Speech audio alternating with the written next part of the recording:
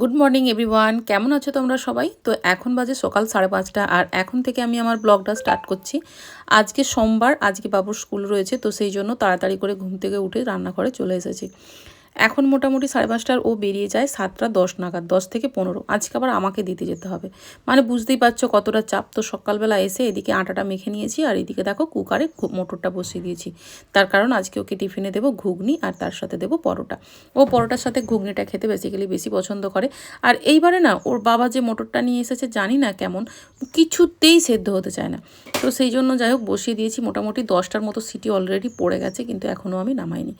আর এইদিকে আমি কড়াতে একেবারে তেলের উপরে ফোড়ন দিয়ে আলুটা ভেজে নিয়ে ওর উপরে মশলাটা কষিয়ে রেখেছি, যাতে করে এদিকে মোটরটা সেদ্ধ হয়ে গেলে ওদিকে সঙ্গে সঙ্গে আমি দিয়ে দিতে পারি, মানে অল্প টাইমের মধ্যে হয়ে যায়। আমার মতো এরকমভাবে শর্টকাট রান্না করতে পছন্দ করো জানিও, আমিও কিন্তু এইভাবেই করি। রান্নার টেস্ট কিন্তু কোনো অংশে কম হয় না, কিন্তু রান্নাটা অনেক বেশি তাড়াতাড়ি হয়ে যায়। তো যাই হোক, এইদিকে আলুটা কষানো হয়ে গেছে আর এইদিকে দেখো আমি পরোটাগুলো করে নিচ্ছি। তার কারণ আমি ভাবলাম যে কুকারের সিটিটা দিয়ে কুকারটা কিছুক্ষণ খুলবো না, ওটা রেখে দিই, তাহলে কি হবে মটরটা একটু ভালোভাবে সেদ্ধ হয়ে যাবে। তো সেই জন্য ওটা রেখে দিয়ে এইদিকে আমি পরোটাগুলো বেড়ে নিচ্ছি। আর হ্যাঁ, আজকে যেহেতু পরোটা ঘুগনি বানাবো, সেই জন্য ওর স্কুলের বন্ধুরাও খেতে ভীষণ পছন্দ করে। সেই জন্য বাবু আমাকে আগে থেকেই বলে রেখেছে, মা তুমি আমাকে একটু বেশি করে দেবে। আর এদিকে সকালবেলা ও কি করে, কোনো দিন হয়তো মুড়ি খাইয়ে দিই, কোনো দিন ভাত করে দিই। আবার যেদিন পরোটা হয় ওটাও ভালো খায় বলে মানে ওটা ওকে দিয়ে দিই। কখনো 5টা করে বানাই কি 6টা করে বানাই, 2টো হয়তো খেয়ে গেল, 4টে নিয়ে গেল, এভাবে করি। কিন্তু ব্যাপারটা কি হয়, ভাত বা মুড়ি যেদিন খায় সেদিন কিন্তু খায় না সেরকমভাবে। তো সেই জন্য আমি দিতে বাধ্য হই আর কি, অ্যাকচুয়ালি বাধ্য হই। আর সেই অনুযায়ী আমি ভাবলাম হয়তো ও এসে পরোটা খাবে, সেই জন্য অনেকগুলোই পরোটা বানিয়ে রেখেছিলাম। কিন্তু ও নিচে নেমে এসে আমাকে বললো, মা আমি পরোটা খাবো না, আমাকে তুমি একটা ডাব কেটে দাও, আমি ডাবের জল খেয়ে যাবো।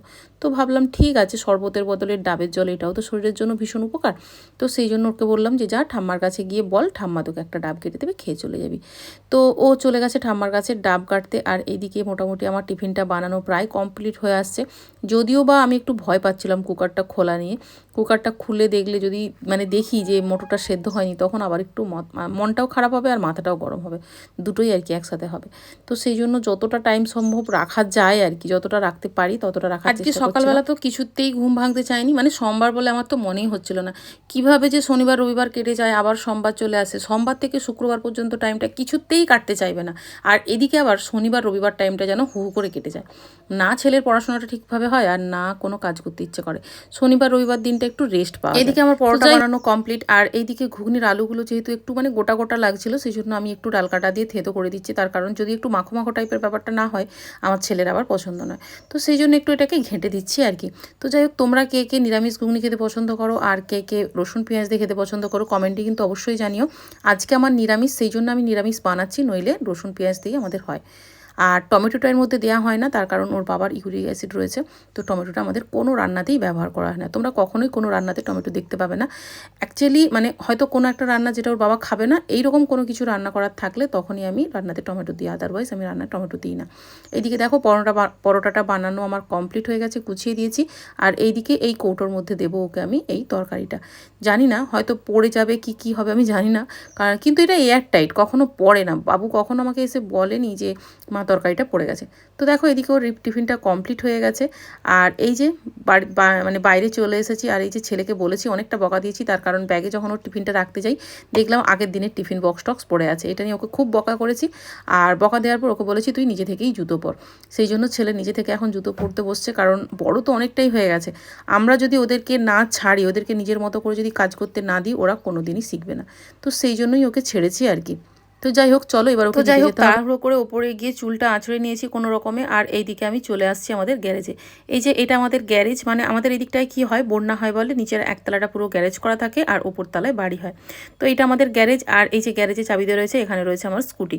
তো চাবিটা খুলে নিই, কারণ ফোন ধরা থাকা অবস্থায় চাবি তো কিছুতেই খুলতে পারবো না।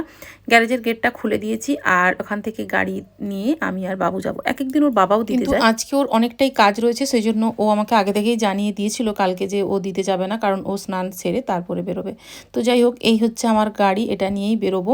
ছেলেকে অনেক দিন থেকেই বলি, বাবু তুই গাড়িটা শিখে নে, তাহলে কি হয় আমাকে এই দিতে যাওয়া আনতে যাওয়া এই ব্যাপারটা করতে হয় না।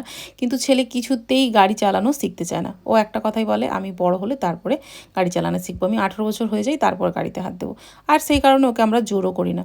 আর এদিকে আমার একটু দুধ নেওয়ার ছিল, ওই জন্য গাড়িটা ঠেকিয়ে দিয়ে এখান থেকে দুধ নিয়েছি, কারণ এদিকে আমাদের এদিকে আর কি সমিতি থেকে দুধ নিতে হয়।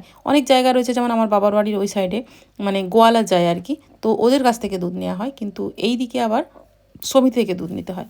তো যাই হোক, চলো আজকের ব্লগটা এতটুকুই। বাবুকে পৌঁছে দিয়ে বাড়ি ফিরতে মোটামুটি আমার 8টা বেজে গেছে।